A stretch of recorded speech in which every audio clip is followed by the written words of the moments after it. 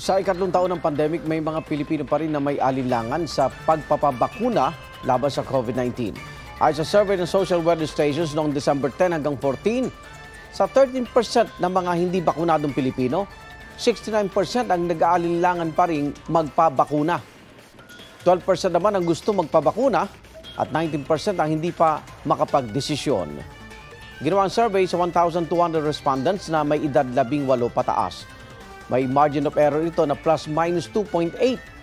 Noong ginawa ang survey, nasa mahigit 62 million o 87% na ng mga Pilipino ang bakunado laban sa COVID-19.